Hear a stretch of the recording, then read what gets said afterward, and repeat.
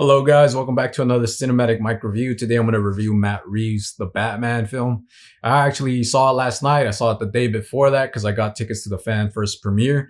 And then yesterday I saw it in Dolby, which I think I preferred the IMAX better for some reason, even though I don't think the movie was shot on IMAX, but it was converted into IMAX.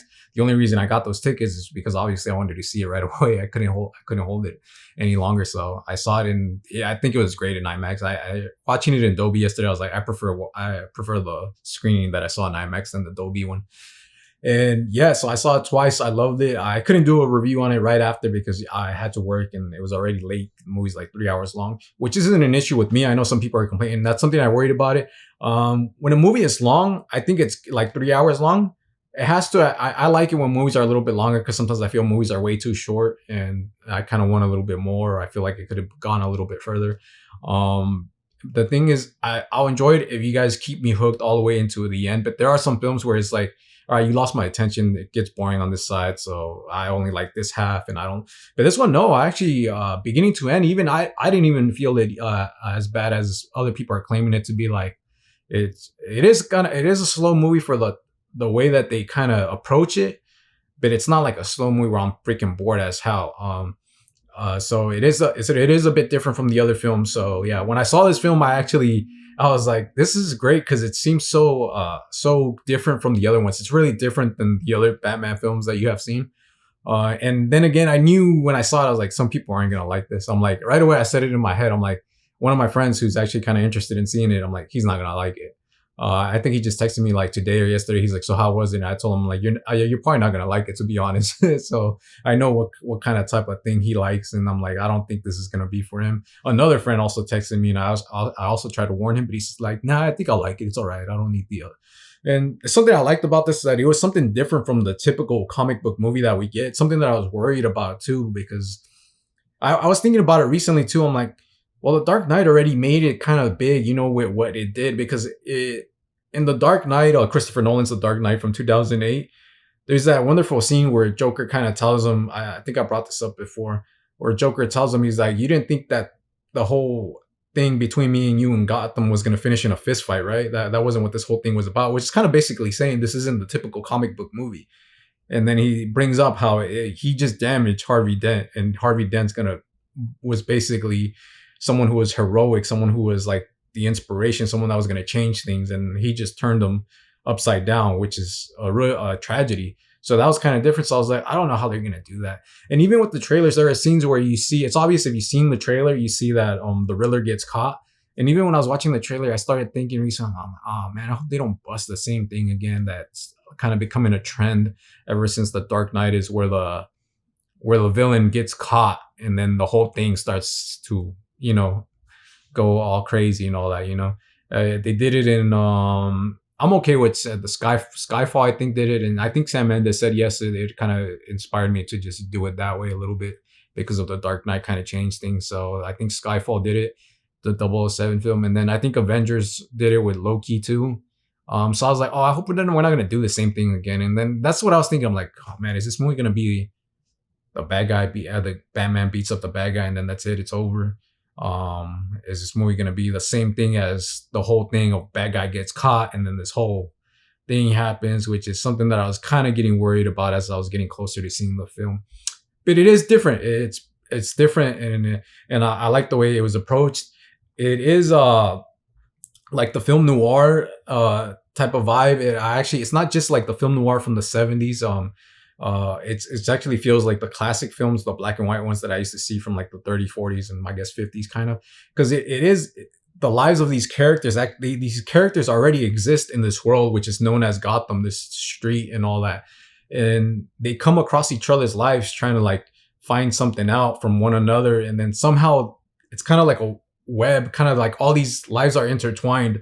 Sometimes there's like some interrogation here, but that person doesn't have nothing to do with what they're looking for, but there is a little part they're playing in the whole thing, And I think that's what I remember from like some film noir films that I've seen, is where someone meets like an accountant or someone at the club, and then that is trying to get information, and that person doesn't have nothing to do with what that person wants, but then that person does have to do with something kind of in between, like throughout the story.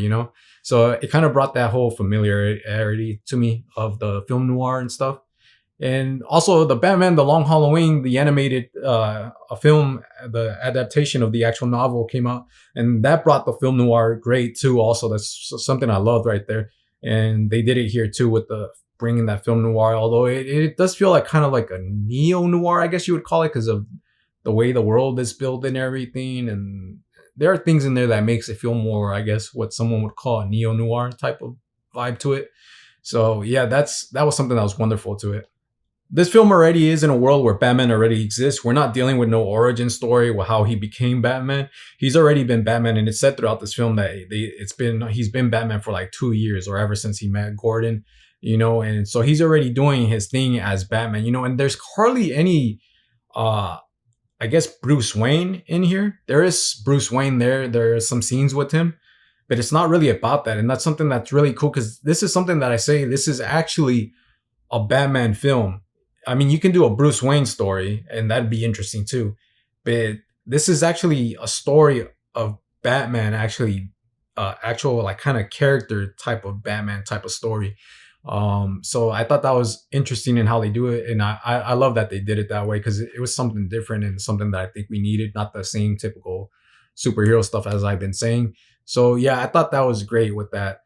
The This is a world where he kind of shows up. He's here already. He exists, and then a crime happens, and it's something bigger, and he has to start investigating on who this person is that caused all this, and what's going on. Because then there's this the Riddler, which is played by Paul Dano, is right there. He's actually sending these letters, and it says to the Batman, so it has to do with him. These letters are personally going to him, but me in between, these people are dying, so he gets the message across to the Batman.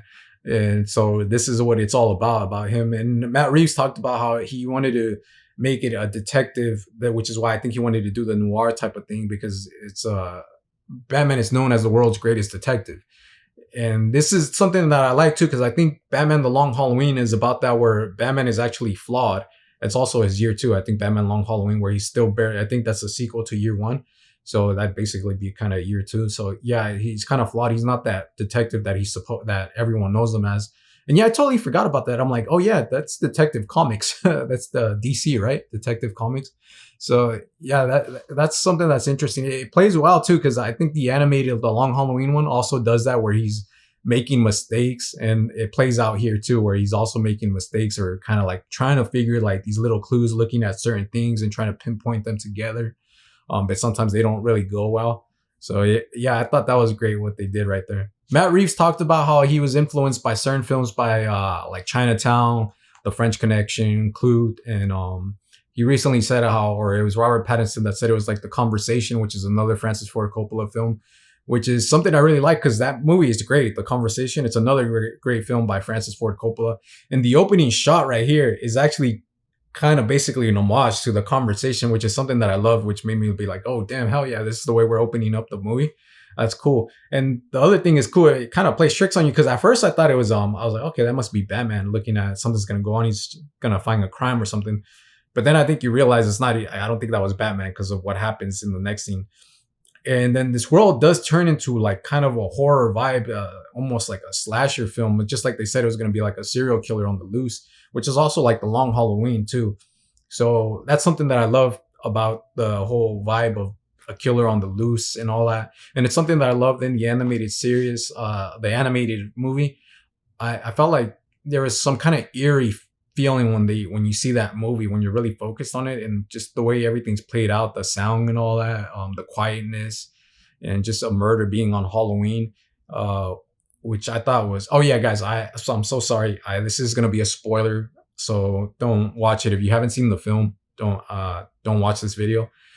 Go watch non-spoiler reviews, but this one's gonna be a spoiler review. So yeah, as I was saying, it does that. There's the murder happens on Halloween night, which is amazing, which I thought was great, because I'm like, oh cool, there's like basically the Long Halloween right there. The first murder is on Halloween. And then even there's a scene where I think Batman's being introduced, and he's talking about who he is, what he's doing, and he's narrating, which is also awesome, because it's also just like the Long Halloween, where it's being narrated. I think year one must have done that too. But yeah, like I said before, I think when I read about Long Halloween, the movie, the animated movie, they said that it wouldn't work out. That's why they didn't put the narration. They're like, oh, it doesn't work with cartoon or whatever animated. And but I saw year one the movie because I got the Blu-ray and it worked well there. I thought it worked well there. Um, so here they did that where he's your Bruce is letting you know what he's thinking and how he feels and all that what he does. And so I thought that was a pretty cool thing. Although I thought it would have been common throughout the film that he's going to be narrating, but it's only like in certain spots and then that's it. Like it's not much. So it kind of feels like it was just thrown there. But I thought it would play out a little bit more him narrating the story, writing in his journal and all that. And then yeah, so when all that's going on, he's introducing us into the world and what's going on and how people are fear and all that, how they're confused on whether he's there or not, which is amazing. And even the scene, there's a scene with the guy on Halloween where he has this mask on this head, and that mask looks pretty cool. But it's funny because they're supposed to throw fear, but then the fear like kind of turns against them, and it brings that kind of serial killer type of something's out there, you know. And it's cool because they're doing it like with the Batman and not the serial killer. But it also brought back memories to like the animated Long Halloween to me, which is that eerie feeling, which I love. But then I feel like it kind of goes away a little bit throughout. But the way that beginning of the film was bringing that vibe, I thought I was gonna get another Batman the Long Halloween animated film type of vibe of this eeriness out there of a killer out there, a mysterious thing that's just kind of going on that you can't really see, but it's somewhere out there, you know. So I really like that whole bit. Then, as I said, it kind of goes away later, and I was like, oh, I kind of wish they would have kind of kept it kind of in that tone. It is violent at times. It is really violent. You can see some of the violence right there, and it's kind of a shock. I'm pretty sure if someone takes like a little kid, they're gonna be like, "What the hell are you putting on for my kid?" You know, which is why it has a PG-13 rating, which is kind of an issue now that I have because this movie actually seems like it could have gone with rated R, and which is something. At first, I was like, "Well, yeah, obviously it's gonna be PG-13. It's a Batman movie. They need to take the kids over there to watch it so they can make money and all that." And then, but then I had been thinking about it before I saw the film. I'm like, damn, what if it's going to be an issue because of the way they're talking about it? Because I mean, I thought it was still going to work out with because the Dark Knight was kind of dark already. And yeah, I remember at that time people were saying, nah, that's too scary for kids. I don't know if you should take them. But right here, they said they're actually going to push this one here. This one does feel like they went further than Dark Knight to try to get it dark which is why I have an issue with the whole rating because I'm like, damn, I'm like, maybe if it would just got a rated R, it could have gone a little bit further and been like really great. It's still a good movie, but I think it is one that should have been rated R, to be honest. The other thing this film does really well is actually the sound. The sound in this film is great, man. And you hear it a lot in throughout the scenes, like the scene that we saw in the trailer where Batman actually beats up some guys full of clown makeup and all that. It's like probably like one of his first appearances, and he comes and like I said, it's kind of scary because he's coming out of the shadows and these people are just staring into the shadow, not knowing if he's there. Sometimes he is there for sometimes he's not. I think he says it in the thing, I can't be everywhere all the time, you know? But some miss, some get lucky and some don't. He comes across these guys that are going to cause harm and he does come out of the shadows and you could hear like his armor of his suit and the way he comes with his boots, you could hear the boots like, which is crazy, the way the sound. And then right when he beats him up, that thing sounds like an actual beating, which is really nice how it plays out. And the sound has another scene that I'm going to talk about. It has a lot to do with another scene, which I thought was freaking wonderful. But yeah, the sound is great in the film. And that I heard someone say when they got up from the theater, they're like he kind of reminded me when he would pop out or walk, he kind of reminded me of Michael Myers, which is kind of an interesting thing to say with Batman. You know, he's kind of seems like the villain would most likely be connected to that, but here Batman is kind of connected to the horror type of thing. One of the scenes in the film actually reminded me a lot of one of my favorite films, which is 2003's Old Boy, and just one of the fight scenes with Batman and a whole gang. And I was like, right away, I was like, oh damn, is this gonna be like an Old Boy scene? And it kind of plays out a little bit. It's not as long, but I wish they would have gone all the way as like an Old Boy scene, which I thought was pretty badass, and that made me say, hell yeah, this is great. That scene was awesome and it was reminiscent of the movie Old Boy to me. There's another Korean film that's another one that I enjoy, which is The Man from Nowhere. But this is a small thing that happens with Selena and Batman, and then when they find someone, and it reminded me a lot of right when I saw it, I was like, oh damn. And then I was like, man, that kind of goes back to the way when I saw the movie The Man from Nowhere. So I thought that was great that it kind of, to me, it reminded me of some of the Korean films that I love. I had mentioned before in one of my videos that I I didn't want. I was upset because it sounded. I was excited because Matt Reeves was going to direct it, but then it started saying that he was going to be grounded again, and I was like, oh, I don't want another grounded Batman film. I'm like, we already got the Nolan trilogy, which is one that I love, the Christopher Nolan trilogy. But I was like, I want to go back to where it's kind of fantasy, kind of like comic booky and all that. And Gotham, where Gotham is created. I had talked about that in one of the videos that I did on my thoughts on Batman. And I talked about how I just wanted someone to bring their vision of Gotham and all that in like a dream and all that, because I thought that's kind of cool to go disappear into this comic book, this fantasy world where we could just escape into. And he did it here. He did it. He did a Gotham, which is crazy. It's really dirty actually. This Gotham here, it feels really dirty. It feels really like a place that is really poor, that's falling apart. And I remember some people were talking about, I was reading comments before the movie's coming out in a lot of websites, and people were talking about how, yeah, Nolan did that good in Batman Begins. But after that, he kind of ignored the whole thing. And The Dark Knight just seemed like Chicago, and that's it. It just seemed like he was in Chicago or LA, and that was it. It didn't really seem way as corrupted as Gotham is in the novel, or like in the year one Batman graphic novel. And right here, it actually feels like that. The way it was shot, the scenes where the locations and all that, the sets, it really feels dirty and corrupted in here. It feels like every corner you go to, there must be some kind of crime going on around there.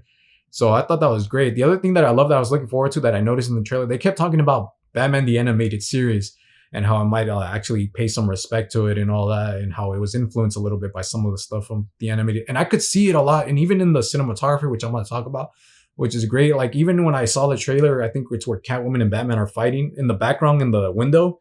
You see like these lights on the other opposite building kind of light, and some of them are turned off, but some of them are on.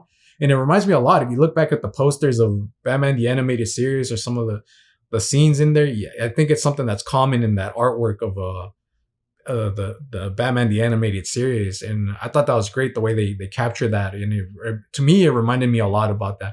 And even like some sets inside the house also, because I think the Batman Animated Series was known as like, you couldn't tell whether it was present day, whether it was the 1930s or 40s. It was like a mix of all this type of things. And I think it fits well here. I mean, right now it's coming to my head. There's like a phone that looks like a classic like phone.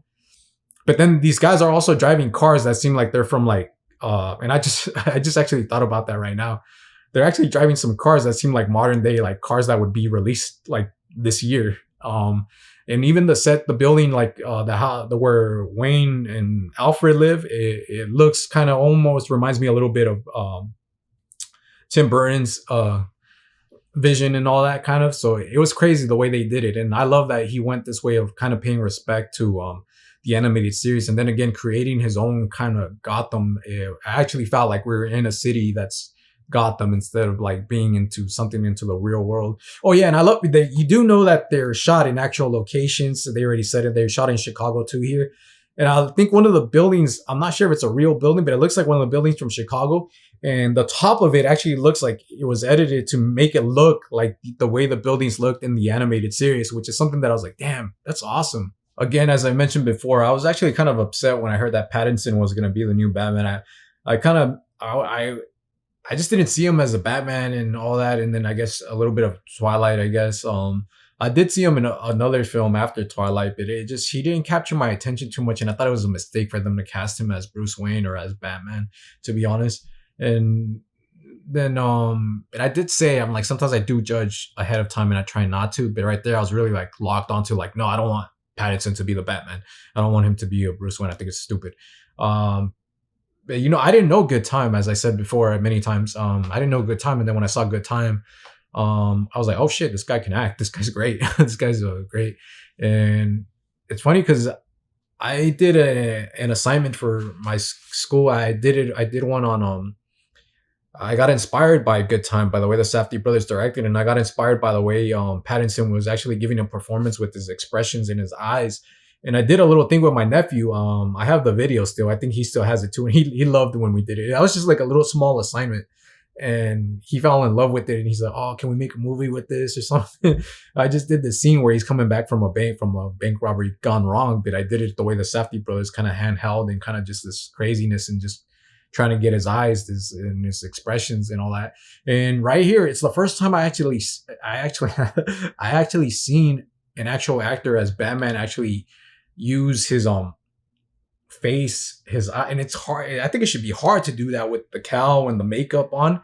But here, Pattinson does it again with his expressions, with his eyes, and you can tell by the way when you're looking at it, you can tell kind of what he's thinking, what's going, his response to what someone says, and all that, what he's feeling just by the look of it. And he does it really well here with his performance of his expressions and his eyes.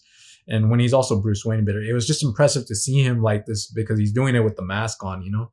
So, and I don't think I've seen that kind of thing in other people that have played the Batman in other films. So, and that's something I should have thought about him. Like, I'm pretty sure he should have, kind of makes it obvious he's probably going to do something like that. So I thought probably him working with Matt Reeves and kind of talking about that, you know, let's try to do it since you're behind the mask and all that. Let's try to give a performance with the eyes, with the face and all that. So I thought that was great.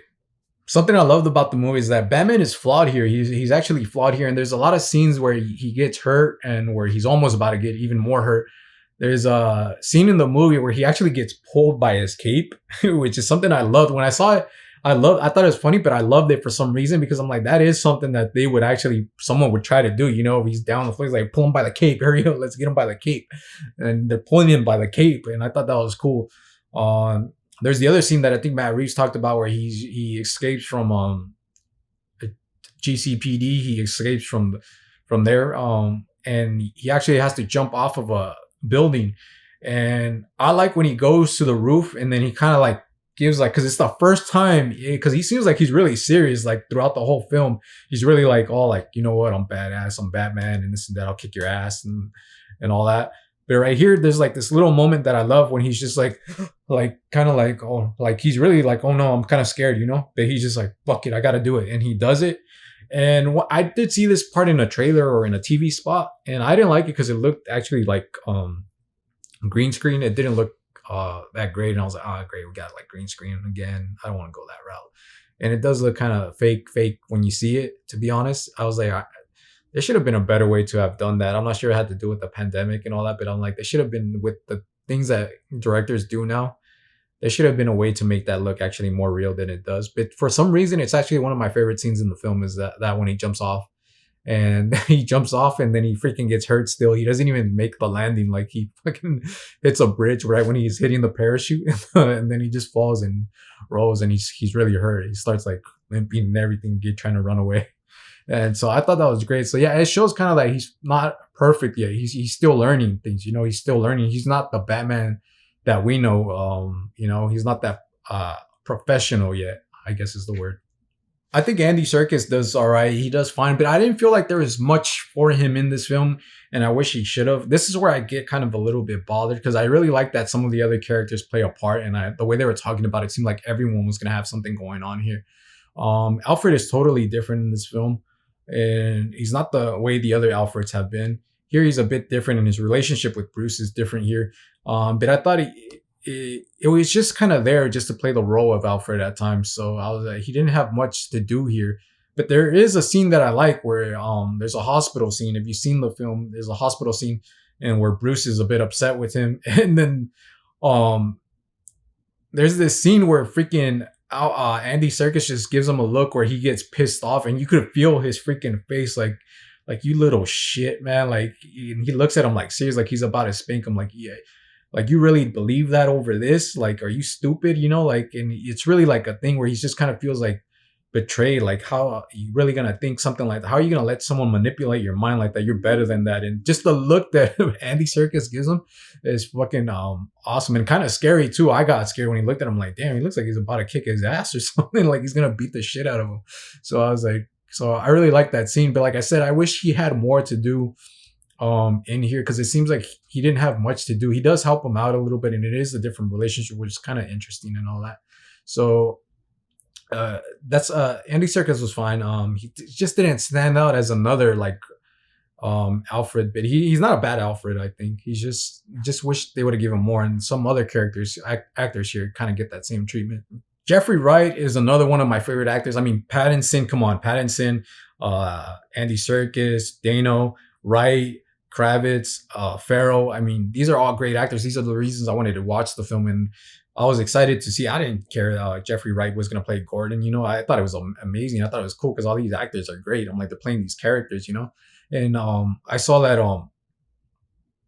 that Jeffrey Wright was going to be Gordon, and I saw the film, and I like him as Gordon, but it's just he was another character that I felt didn't have something big. I mean, he is Batman's like only partner, the only one that they trust each other, and they're probably like the only friend that besides Alfred, probably a little bit, but he's not Bruce isn't really friends with Alfred in this one. And Gordon is probably like his only friend. And it seems like Batman is Gordon's only friend here too. I don't even know if Gordon is married yet or has kids in this one yet. But he's there. We just kind of get to know him, that their friendship already is there. It's set. And it seems like he just follows Batman around or helps him out, you know, and that's it. And they just chat.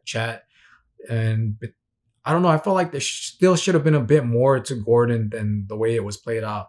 But I do love that Gordon talks in a different way. I'm not sure. I don't think this is a right thing because I've seen him in films and I don't think he always says this, but the way he talks, it seems like he's kind of bringing like this hippie-ish type of vibe or from some other era where he's like, come on, man, and all that, or like, that's your thing, man. And he keeps saying man, like, but in a way, like kind of a hippie type of way, like I hope you guys get what I'm saying. He just, and it kind of made me curious. We know like all the inspirations from all these other like Catwoman's inspiration from like this person. I haven't seen that movie, but from Clute, and then Pattinson, we heard that he's inspired by I guess Kurt Cobain from Nirvana. Oswald Cobblepot, the Penguin, is inspired by a little bit inspired by Fredo from The Godfather. You know, but I don't think I've heard what Jeffrey Wright is. And when I started seeing this again, I was like, I'm curious to see what his what he was inspired by or what he's using as inspiration to take on this role of Gordon and the way he's talking. I wonder what made, because to be honest, I don't think he talks like that in other films, but right here I kept hearing it. I'm like, man, this guy has a certain way of talking which makes him kind of stand out. So it's something that I liked about Wright in this film. Kravitz actually plays really well. I love when I saw Kravitz pictures where she was gonna have the short hair because it reminded me a lot about Year One. And here it seemed a lot like the gritty, dirty type of Gotham, the way Year One is. I don't think Nolan really brought that kind of in the first movie he did, but then even when Catwoman is introduced, it kind of, this Catwoman seems like she's from a really place that's not perfect and all that. But the one in the Nolan one's kind of a bit, it kind of is the same thing in the Dark Knight Rises. She does come from somewhere not, but it wasn't as great as here because this one compares more to Year One than I guess Dark Knight Rises as Catwoman. And that's what I loved about it. That's why I loved her with her short hair and everything. She had like the look that she has, kind of like the look that's on the panel of Year One. I thought it was great that she actually looked like that. But again, I think there is an issue with the whole PG-13 and the rated R. So I was like, man, maybe something. The thing is, Kravitz did well. I liked her story. I liked that she was looking for someone. That whole thing, she had a reason to be like on a search for something, and Batman kind of being there and their lives coming across one another. There is something bit. The chemistry with them, it didn't feel yet like a Batman Catwoman relationship. I kind of didn't feel that all the way. I do think Kravitz did a good job, but I still don't feel the whole kind of Catwoman vibe with Batman the way I feel it with the comics sometimes, or sometimes with the animated series, the way they captured it really well. So I still haven't felt that yet here. I'm not sure if it's because they're still starting off and maybe it's going to build up later, but yeah, that's something that was kind of like a little bit bothered, but not too much. I still think it played really well. Paul Dano as the Riddler. Obviously, I'm a fan of Paul Dano since Little Miss Sunshine, Escape at Dannemora, Prisoners. I remember one of his comedic films, For Ellen. another great film with him. He's a great actor. There Will Be Blood. He's a great actor, and then that's one of the reasons I got hooked on this too, because they said he was going to be the villain. I'm like, man, he looks like some guy that could play the Riddler. His face just looks like it. Like he looks like he could play the Riddler, and I got excited to see this. Obviously, I was a bit bothered that the mask was kind of another thing that we're grounded. But then again, yeah, we can't see someone with the spandex and question marks. I thought the suit could work. I thought a green suit or something else, but I guess some people say no, it still wouldn't work out. Um, so that was kind of a thing that bothered me. But then as I grew to want to see it and that he was going to be played like a serial killer and all that, which was interesting, like the Zodiac, I thought that was really cool. And someone mentioned, I saw a review earlier today that someone talked about how the mask for him was kind of pointless. You know, if like you're going to wear a mask, you should have a reason to actually wear it. And I guess I can kind of see that a little bit. But yeah, and to be honest, when the film, his face is revealed, I loved it when his face was revealed, and I love that we got some scenes with his face is revealed, and he looks freaking creepy as hell. And just the look that he gives, the smile that he gives, the creepiness. I looked at him like, man, he does feel like a Riddler type. He does feel like some. It reminds me of the way the Riddler would react, the way it is in the movies, the animated movies, and the way it is in the comics, the way he talks, and all that. It's kind of fun to like see that kind of that Dano didn't take it like way too serious where I gotta be grounded. You know, he kind of made it into this kind of not goofy as Jim Carrey did in Batman Forever, you know, but he did it kind of in a way where it's a bit cartoonish, which is something that I love, which is something that I missed about Batman, kind of having this cartoony, not all the way, but just kind of a little bit of being this fantasy world. And Dano does it right when he reveals his face. He kind of has this, and it kind of creeps you out too. And to me, I thought, damn, that's amazing. And I wish we had more scenes with his face off, with his mask off. I wish we had more scenes like that, but it's not that much, but I think it's worth it when you see his face. It's amazing when you see his face.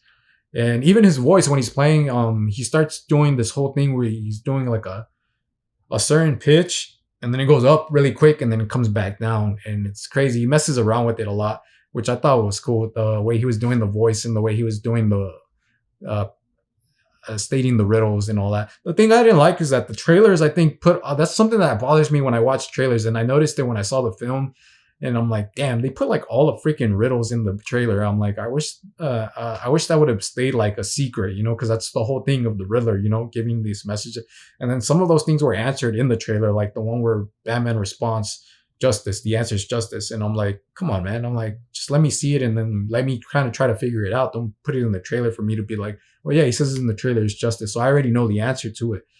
I think it's the same thing when he's like, what's black and blue and dead all over. So I was like, damn, that kind of is upsetting. That's one of the TV spots I hate, because they're the ones that mostly do it.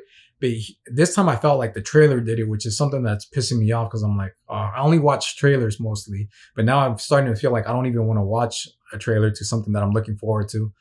I saw that they released a clip of the scene of the Batmobile, and I was like, why the hell would you release that? I'm like, even when I saw it in the trailer, I'm like, that seems like a moment that the audience should experience the day that they go see the film, not for you to put it out online for them to see it on the computer, on their phones and all that. I mean, that's like a big moment. I wouldn't want to see that whole thing online. I would like the audience. Like if I was a director, I'd be pissed if someone put.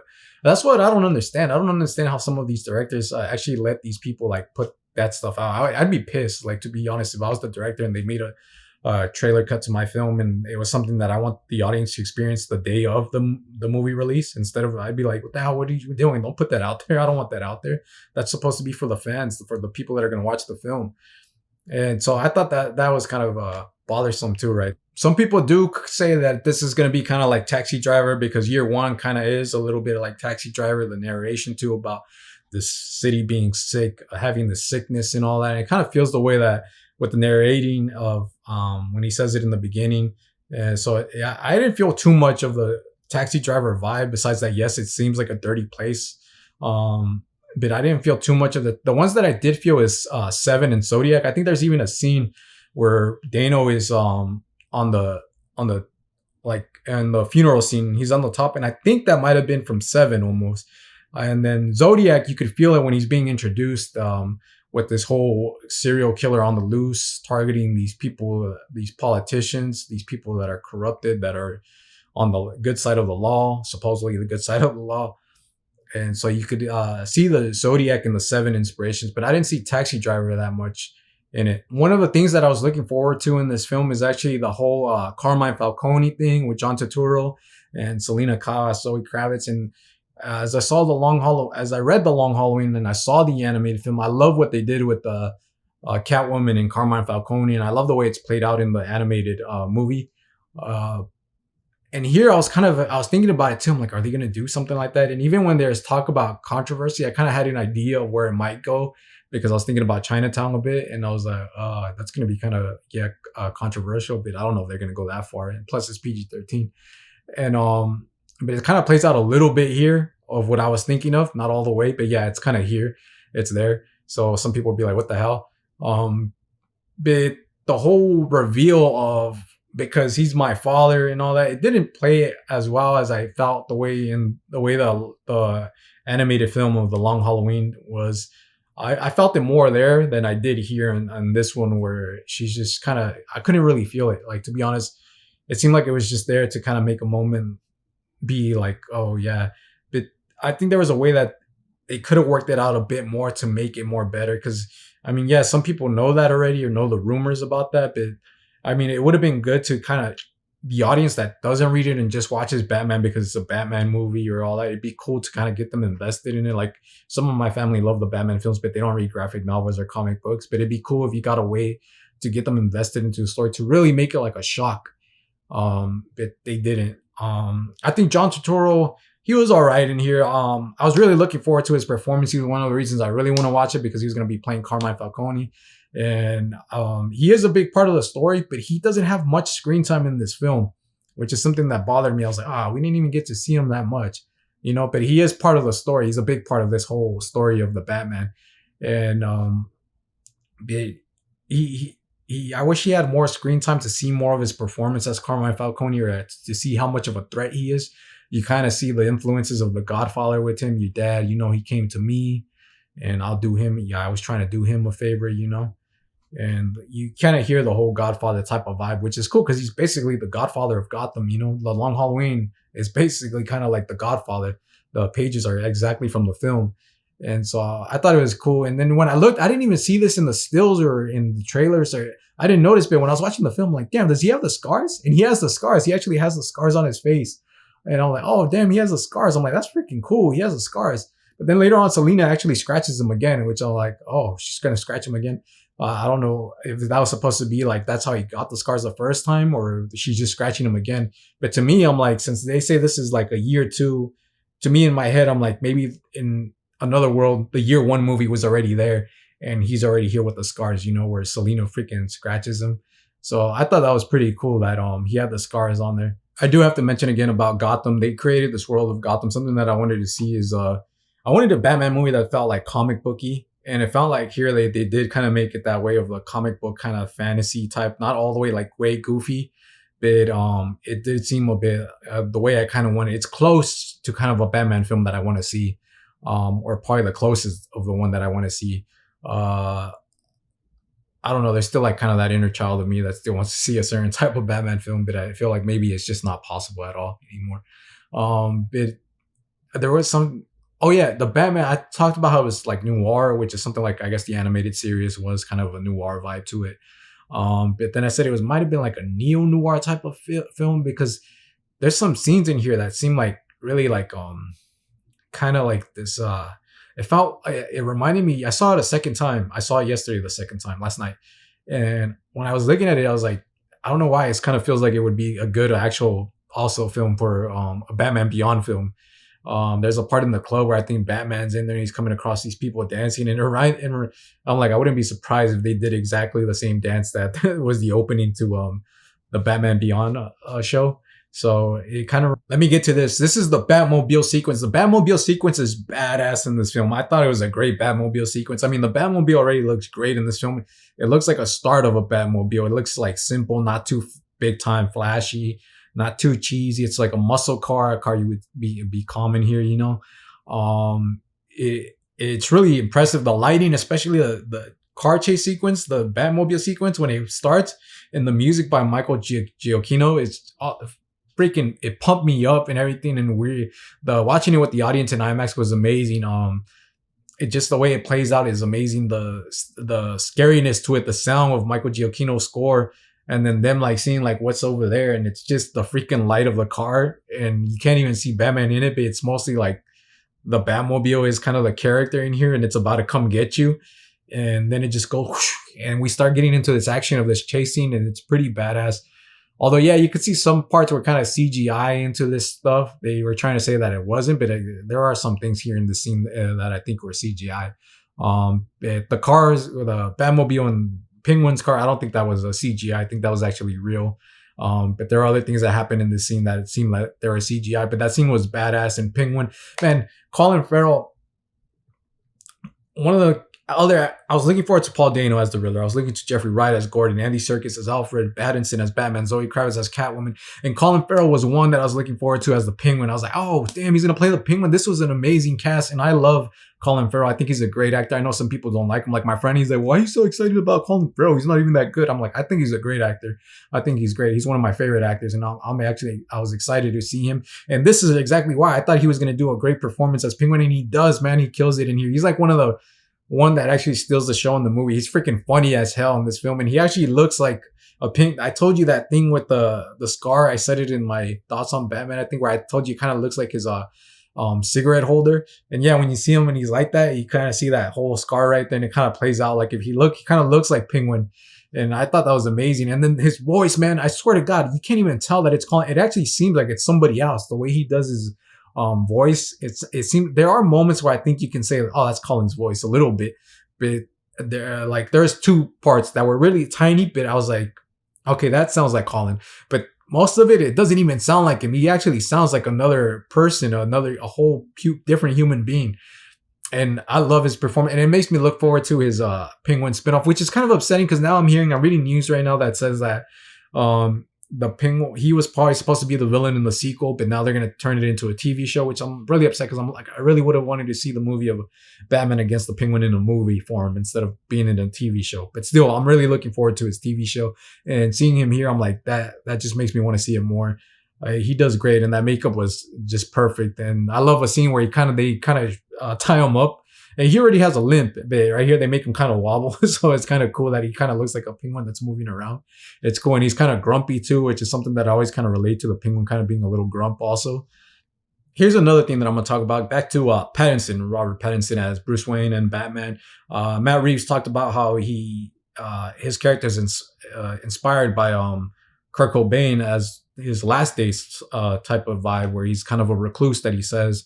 And yeah, I know people were kind of like, oh, what the hell? Why is he comparing it to Nirvana? Or to me, I said it would have been better if he just said he was comparing it to Last Days instead of saying like Kurt Cobain and all that. That way some people won't trip out on it.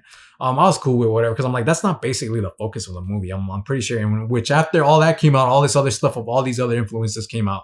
And which is, I was like, you see, it's not just about Batman being Nirvana or Kurt Cobain. But it was kind of interesting to see what he was going to do with it, and how he says that he was a recluse. And it's actually really is kind of sad, to be honest. Bruce doesn't have that much scenes, but it's kind of sad when you see him, because he's really like kind of weird in a way. And I think Pattinson said he's a weirdo, and he is kind of odd. And even at times, even though it's a Batman film, there are moments where I'm like, I kind of want to see who this Bruce Wayne right here, I kind of want to see what his deal is all about, you know? And as I was thinking about it, I was remembering somewhere where Matt Reeves said that Batman is like his drug. And as I forgot about it, or I think I was thinking about it, like, how was it like his drug? But then I thought about it, I think either last night when I finished it, I'm like, oh, I kind of see it. And it's him being dressed as Batman, where he kind of feels like he just wants to be Batman. And he doesn't really want to, but it's like a getaway from him. It's like where he's trying to put, this is a distraction for him away from the things that he probably would be thinking about as Bruce Wayne, you know, and all the pain that's over there at his home and all that. And this is kind of an escape for him. So he needs, and it relates to, I think what Matt Reeves said, is that this is like a drug to him, you know, being out there and being Batman. It's kind of like, and it's kind of in a way, it's a sad, because it's kind of like a person that's kind of blocking certain things in life. We go through certain things, and then when we're affected by it so hard, we're kind of like, I'm not ever gonna do that again, or I'm not ever gonna let a person like this into my life again. You kind of put a wall right there, and I think that's kind of what Bruce Wayne is doing here, where he's kind of blocking some things out, and he'd rather be on this side as Batman than to go back there and be Bruce Wayne. So I thought I thought that was interesting, and I figured that out. I think last night I was like, oh, okay, I kind of see the relationship to where Bruce Wayne, it's like a drug to him. Being Batman is kind of like a drug to him.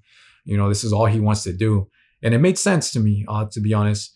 The one scene that did remind me a lot, like, oh, here's the influence of Kurt Cobain, is a scene, and they actually seemed like they set up his hair, on purpose to kind of look like Kurt Cobain in a way, or like, like this recluse. And right when I looked at him, I'm like, oh, is this the part where he's supposed to be like Kurt Cobain? And he's kind of entering the room where I think his parents used to sleep in. And it's after something happens, and he's yeah, he has his hair like that. I'm like, oh, that kind of looks like, yeah, we're basically trying to say that this is Kurt Cobain, inspired by Kurt Cobain.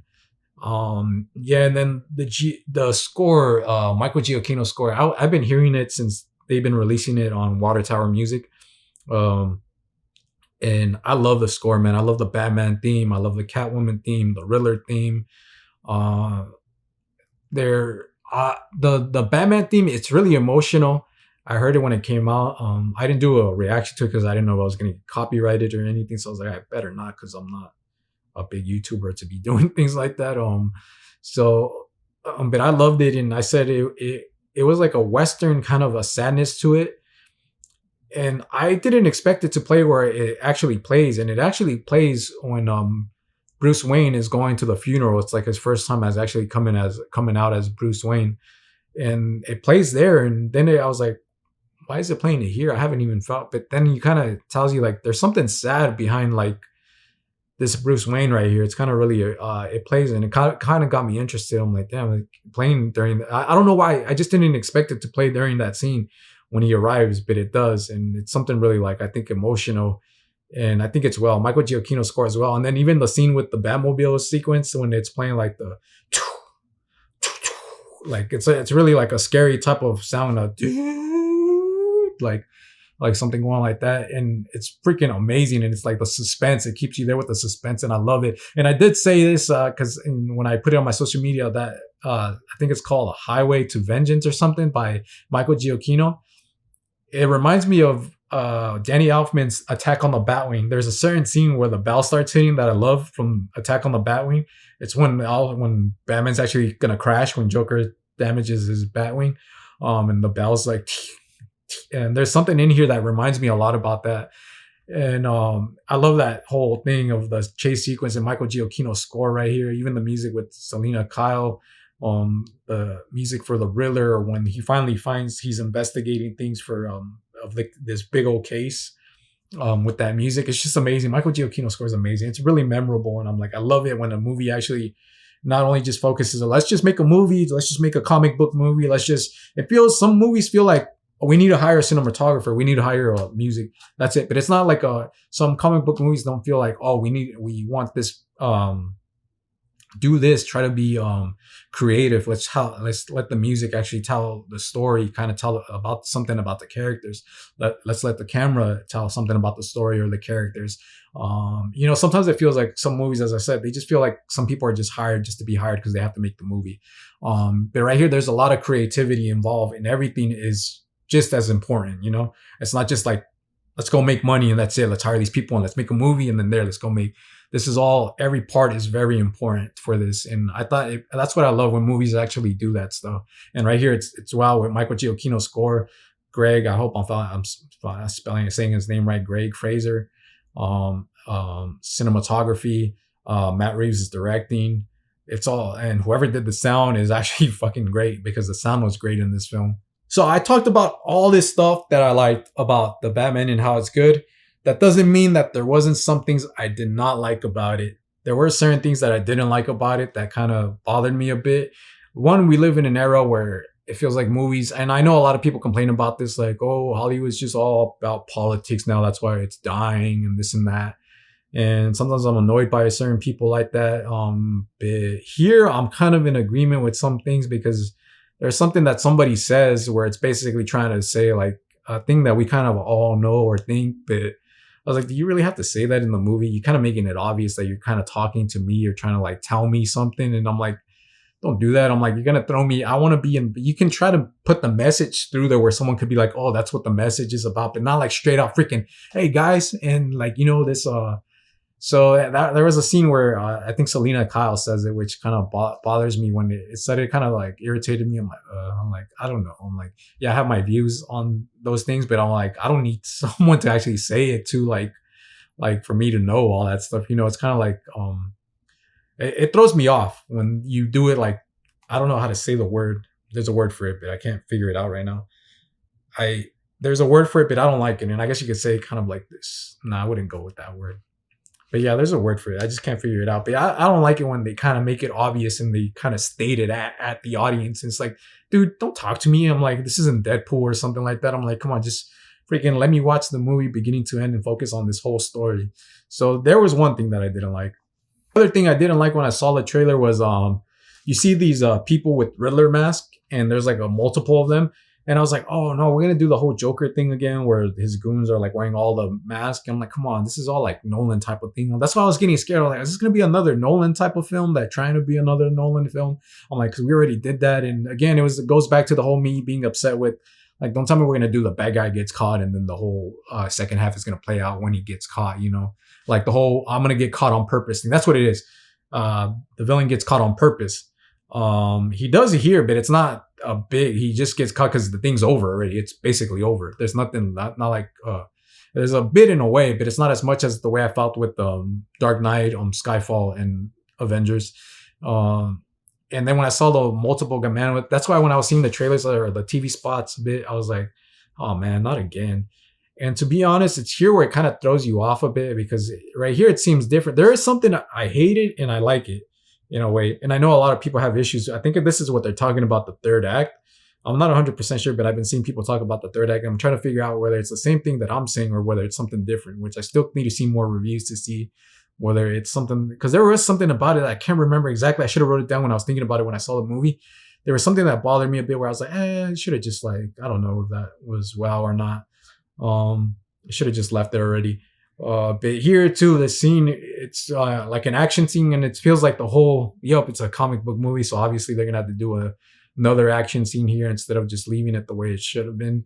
But there is something I like about this action scene is that the bat, he comes through crashing through the window and there's like this explosion. He like, and then he just like with his cape and he flies down. And it reminded me a lot about the Schumacher films, which as a kid, I know they're shitty on a lot. I like Batman Forever. I know Batman and Robin suck, but there's still something fun about it just watching. But it reminded me a lot about the Schumacher films, the way he comes in crashing through the window. And not only that, the other scene right in front, right inside that scene, there's another shot where it's the moment where he jumps in to cut the wire that's sparking and it's going to fall into the water because there's a flood. And right when he jumps onto it and is climbing, he's like swinging and all these sparks are going. And it reminded me a lot about the Schumacher film. So I was like, oh, that's awesome. Because I mean, come on, the house looks like Burton kind of. It's grounded like a Nolan film. And then we got a little bit of Schumacher. Here's like a mix of all the Batman movies of these wonderful directors. Tim Burton, Joel Schumacher, who you can't judge him just by Batman and Robin and Batman Forever. He has great films. He's a good director, and sadly he's gone. And then Christopher Nolan also. I'm not sure if I could say Zack Snyder thing was in here. I don't know if I could say that. If any of you guys seen something like kind of like reminded you of Zack Snyder, let me know so I could be like, oh yeah, that was like the Zack Snyder one. But it reminded me of the films that I grew up watching and all that, like a whole celebration of it all mixed into one. It's still Matt Reeves' story. It's its own thing, but you could see all the influence, all these different things in it as one. So I thought that was great. And yeah, but then again, there's a thing where I was like, I don't know, because that thing just seems like just there, just to be there. That scene that reminded me of the Schumacher films. Also that moment right there when well, first let me go back to this. Look, there's a scene right there where someone throughout this film, the beginning, it opens up. It's like the tagline of this film is kind of like vengeance, or vengeance of like one of the taglines on Mask the Truth. But people have been quoting vengeance on vengeance because that's what he says. Something kind of from the animated series too is I am the night, I am Batman, I am vengeance. What do you call it? He says I'm vengeance to the people. It's something that he says to these people is I'm vengeance, and even Penguin calls him, he's like Mr. Vengeance here, and then Catwoman calls him vengeance. So they know him as Vengeance. You know, it's something that's said around, so everyone knows this guy's Vengeance because this is what he says to them. He's like, "On vengeance." And there's this moment right here, which is nice because, and it's kind of sad too because it goes along with the Riddler. Let me talk about the Riddler too. Um, First, let me talk about Batman and the Riddler. The Riddler, look, there's a good thing about watching it the second time. You notice things you didn't notice, or something you missed the first time and you wish you would have noticed again. Because the first time I saw it in IMAX, it is revealed that it seems that Riddler knows that he's Bruce Wayne, and he even attacks Bruce Wayne as one of his targets. So we're thinking that Riddler knows who Bruce Wayne, that Batman is Bruce Wayne, and so that's how it felt. And then even when he meets up with the Riddler in Arkham Asylum, uh, he's still saying Bruce Wayne, like if he's torturing him, telling him, "I know who you are," you know. And even I missed out. I was like, damn, he knows who he is. I'm like, so this is a movie where Riddler already knows who he is, which I'm like, I don't know. I kind of was like, I don't know if he should know, but I think there is some novels where Riddler does know who he is in the comic book world, I think. So I was like, oh, I guess he knows who he is in this movie. This movie, he knows who he is already. And the trailer made it seem like that too. Like he knows that Batman is Bruce Wayne. And then I don't know whether I was eating my food or whether I was looking somewhere else, but then I looked and I'm like, wait, I missed something, huh? Because the way of Batman's expressions to something like he's surprised and he's like kind of a relief. I was like, wait, does Riddler not know that that's does he not know that that's Bruce Wayne then? And I missed it. And I was like, oh, damn. I was like, I can't go back. I can't rewind it in the theater. So I missed it. But then I saw it last night and then I caught it. It's like, yeah, he's like, Bruce Wayne was the one that got away. You know, he's the only one we missed, but we got everybody, didn't we?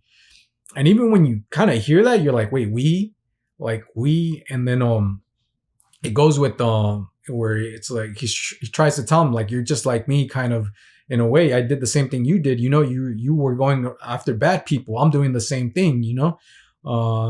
And there's something that he talks about how Bruce Wayne is an orphan and how, but he's kind of a rich orphan, you know. His parents died and left him alone, but he still has all the money, unlike the other people.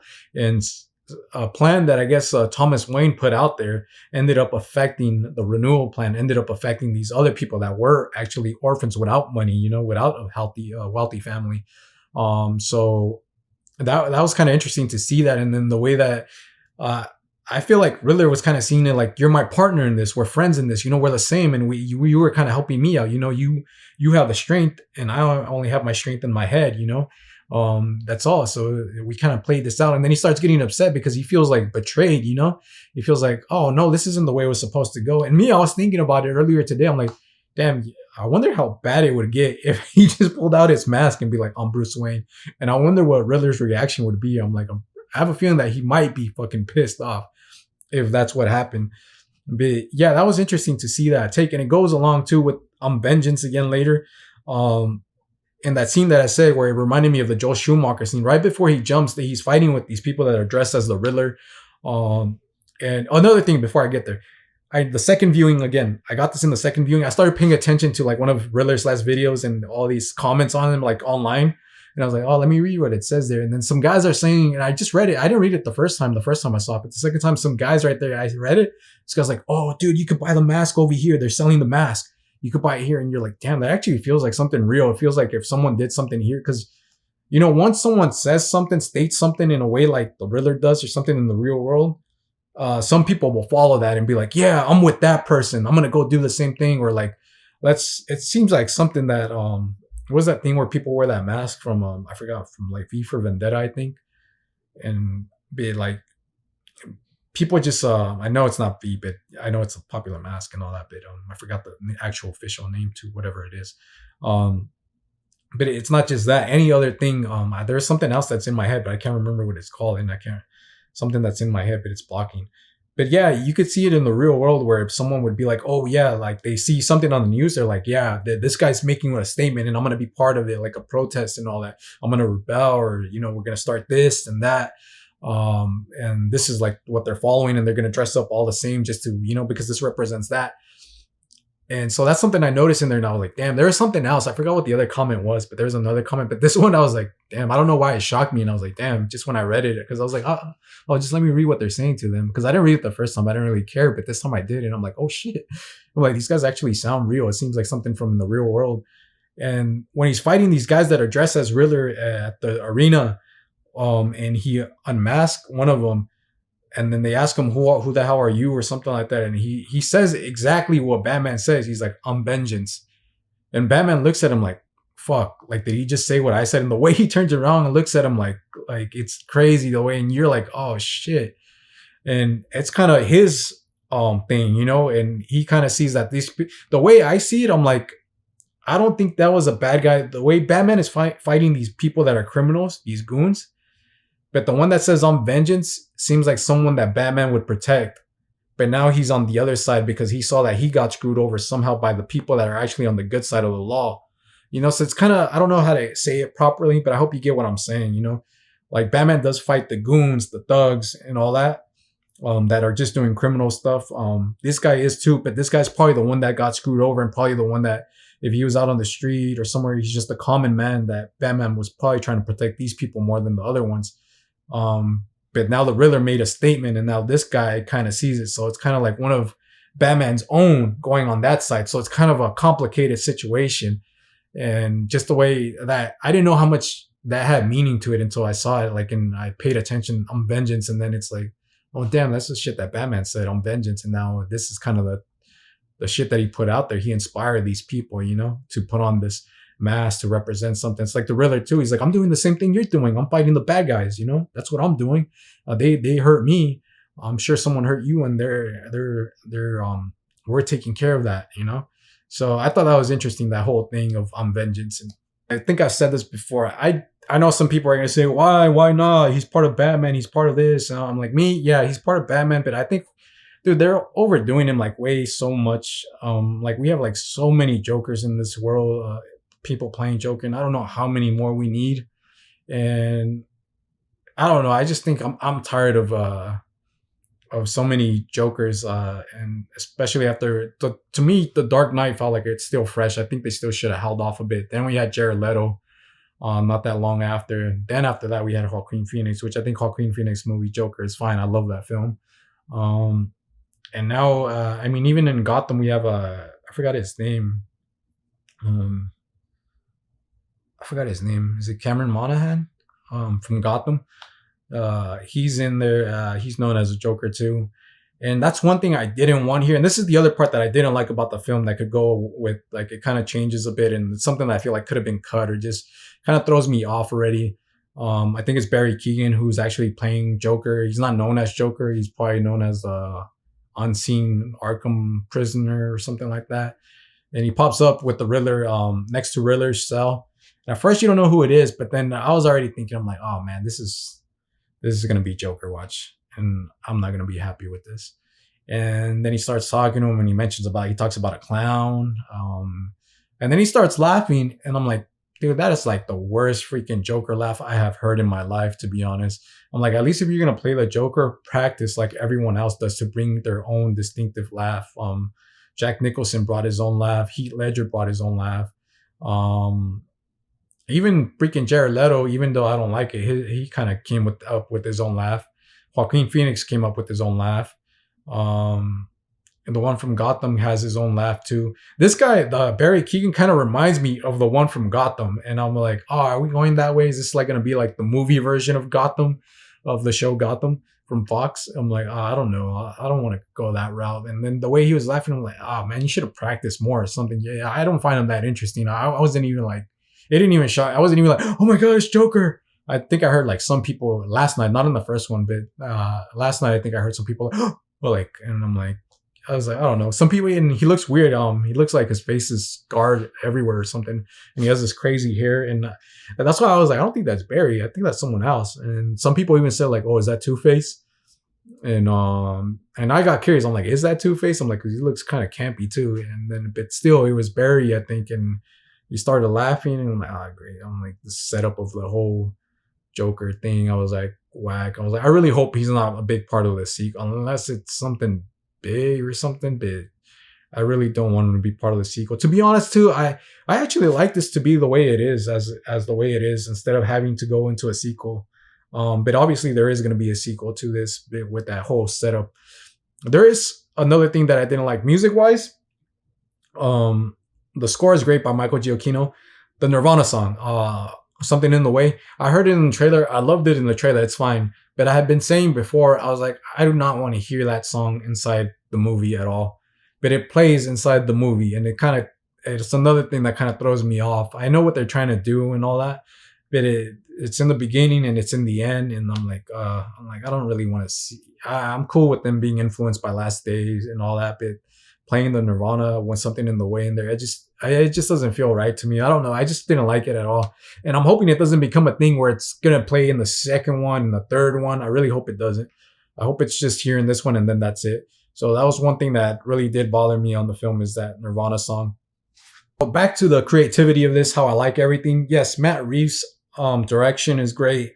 Working with cinematographer Greg Fraser, who I think did Rogue One, his colors are beautiful in the shots. The shots, they have really the shot. Even when I was looking at the film, I'm like, damn, these are some really good shots that they're getting here. It's really impressive the way they see it, and that's what I love when they tackle comic book movies like this, because I think comic book movies should be treated in this manner, not just in a way like I said, let's hire these people just to make the movie instead of but who cares? We're not that important. Their part's not that. We just need to make this movie, and we need to get people that can handle this part and that part, and that's it.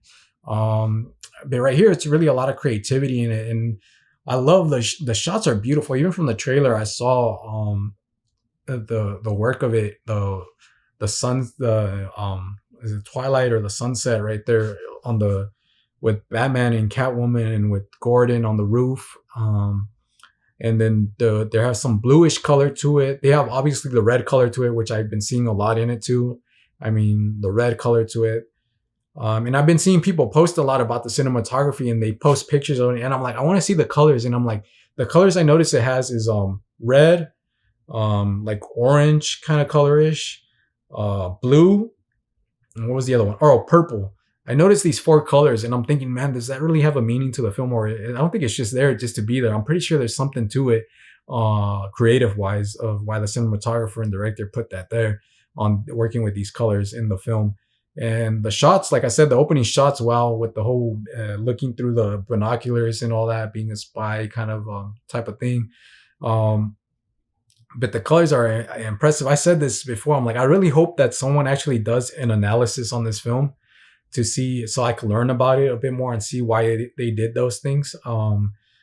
And I was thinking maybe the colors have to do with the mood, like they always do. I mean, red could be rage, but I saw that these colors could have different meanings. One of them is rage, which is something that I think Batman is known for, is rage. Like the club scene where he's fighting right there when he fights the twins and he's trying to get to Penguin. I think there's a red lights going on. The blue could mean sadness, and I think the blue goes with Catwoman a lot. So there's kind of some sadness to it.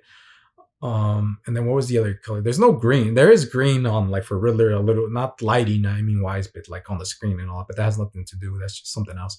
There was, what was it? I said the red color, the orange color, the blue and the purple. The orange color, I guess I read recently that it could be warmth. And the thing that I was thinking about is warmth and comfort. It says comfort.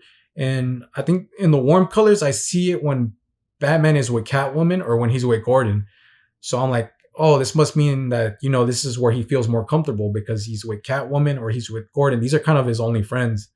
And so I thought about it that way, but I could be totally wrong about this, completely wrong. That's why I want to see someone do an analysis on it. I don't want to have to wait a few months until someone does it or next year and all that. I really want to see it soon. I hope someone does a really good analysis. If I had the movie with me, I would try to analyze it myself and try to pick it apart and all that. But obviously it's in the theater right now. And so, yeah, the purple one, I read something that it was like mysterious or something, but I'm not sure if it has to do with mysterious, the purple color. But yeah, so I'm not sure if those the colors have to do with the mood of the scene and all that. But it was interesting, just the way the movie is captured and all that. And then I was thinking about the colors too. And I mean, there's a beautiful shot where Batman lights up the thing, which I loved, and I couldn't wait to see that scene in the theaters when he lights up this flare to go help the people. But I'm like, but he's not rage right there. But when I read about the red color, I saw that it could be something of strength also, strength. So I was like, oh, cool. So I could go with that, with strength also. The red color when he's and I love that scene too. And then when the music starts playing, I really thought the music would play in some scene like that. The one I didn't expect it to play it is when Bruce Wayne pops out of the car, but it kind of makes it sad a bit. So yeah, the cinematography is great. Greg Fraser is great, and then freaking Matt Reeves directing is great. The acting is spot on. You know, the sound is great. This was a good film. You know, the way I see this film, I actually see it. I said this when I finished it. I was like, damn, you know what this actually feels like? It feels like a graphic novel came to life. It feels like one of those graphic novels that just comes and stays, and then it's one that you can go back to where people be like, did you read that novel? It's the one where, you know, the whole this happens and all that, where Catwoman and Batman and then this is going on. And it really felt like I said, like, all these movies came out. This feels like that one graphic novel that comes out and has a specific spot in this whole list of movies. And even though it's influenced by these graphic novels that did it, it feels like an actual graphic novel movie. I could see this I could imagine this being in a graphic novel form, and then someone saying like, oh yeah, it was based off of this graphic novel, and you read it and you're like, oh yeah, that's it. So that's kind of what was cool about it. I love that thing. It was refreshing. It was different. I liked it. I don't think everyone is going to like it. A lot of people that are just going to be like, oh, that's not Batman. Batman fights. Batman does this. Batman does that. I'm like, they don't want to use their head.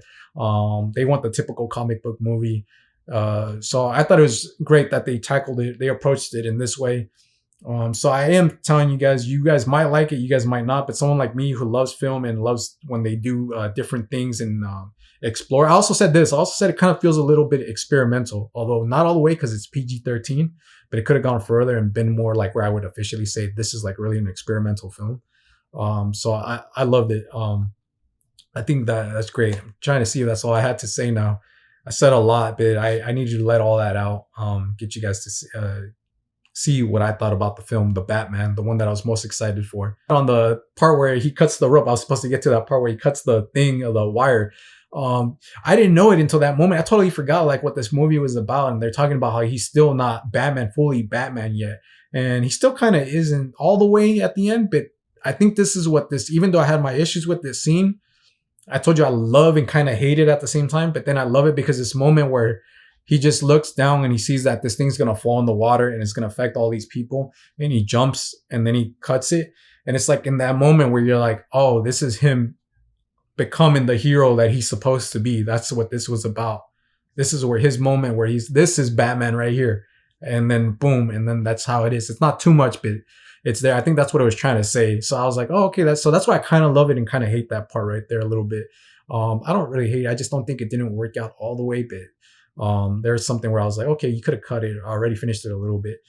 But to be honest, it was fun. I liked it beginning to the end.